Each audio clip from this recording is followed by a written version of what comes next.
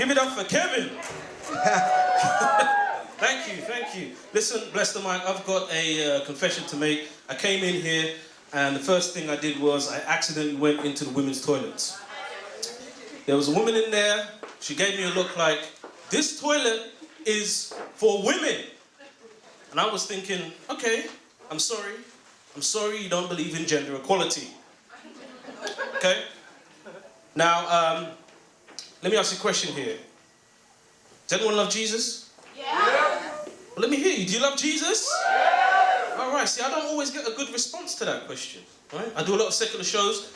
Did a show last year. I asked that question. They booed me off stage. Yeah.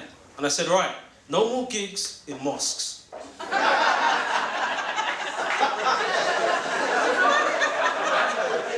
It's not the place to hold a Christmas party, I can tell you. I can tell you. It's the truth. It happens to me a lot. Now, Otti was telling me before that this is like the first time you've had comedy here at Bless the Mic, is that true? Well, that's a lot of pressure on me. Because, you know, this is the first time I've actually done like a black audience. And that makes me nervous. Because at the last election, I voted for UKIP. Yeah, it's just that I heard they wanted to send all the immigrants back where they came from. I thought, my mum hasn't been home in 10 years, so give her a little holiday, you know. Permanent one, but hey. So let me ask you, any Nigerians here tonight? Yeah, it was a stupid question really, wasn't it? I think Nigerians are the most holy people on earth because wherever there's a church, there are Nigerians. Oh yeah. Does anyone know what oxymoron is? Yeah? For those of you who don't know, it's a phrase with two words that contradict each other. So, bitter-sweet, yeah?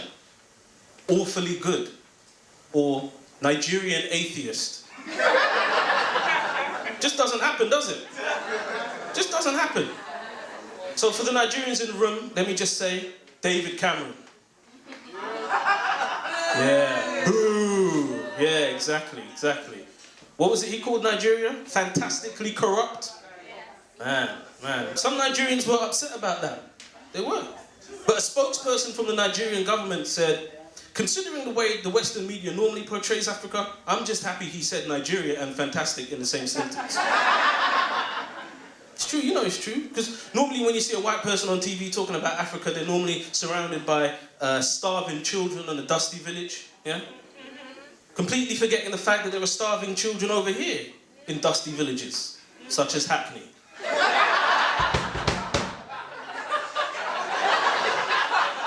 Yeah, I'm from Tottenham. Yeah, someone was going, oh, earlier on. It's fine, you know. I used to work in Hackney. Yeah, I was a drug dealer. I'm with Christ now, don't worry. I don't do the drugs anymore.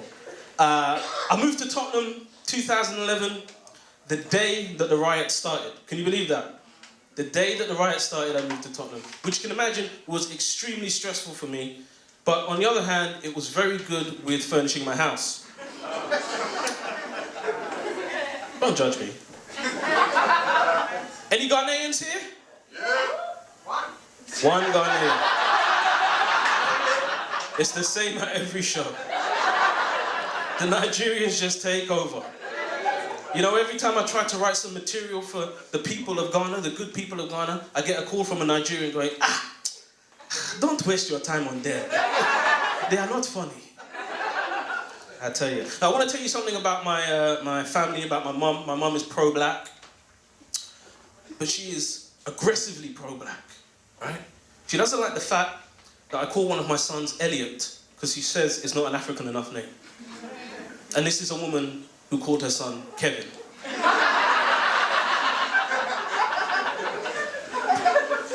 It's not an African enough name, she says. So every time she sees him, she calls him Kunta Kinte. Did you know that they're filming a new TV series of Roots? Did you hear about this? Yeah, but they were thinking of modernizing it, giving it a new name. Weave. Thank you. I only need one clap. One clap's good enough. That's fine. So let me go back to my mum. She's pro-black, she's aggressive. I'm really scared about what she's teaching Elliot when she looks after him. I picked him up from nursery the other day. The teacher said he spent all day singing Bar Bar Negro Sheep.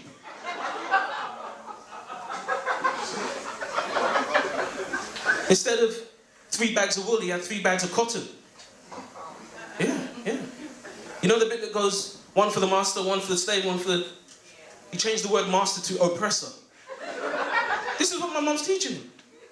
So anyway, you know, she's very heavy-handed with all this stuff. I want my son to grow up with a sense of balance, you know. I don't want it all to be black, black, black. So I've decided I'm going to leave him 2 days a week with my next-door neighbour, and she's a known racist. Give him both sides of the story. Now, earlier on, we had, I think it was the second artist, they were talking about Jesus and what Jesus looked like, right? Because I was thinking about this recently, because I know a couple of people who think that Jesus was black. And I don't think he was black. Because the Bible says that God created the world in 6 days, right? Now think about that. God finished this massive construction project in only 6 days. And if Jesus is the Son of God, that makes Jesus Polish.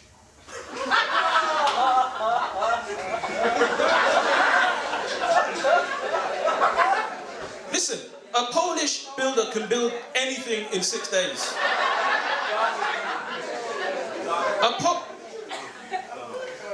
He's done with me. I don't know what that means. I'm not young enough to know what that means. A Polish builder can build anything in 6 days, complete any project in 6 days. When a Polish builder's wife gets pregnant, he looks at her and says, congratulations. Then he says to the baby, I see you in 6 days. Or 5 days if we don't take lunch break.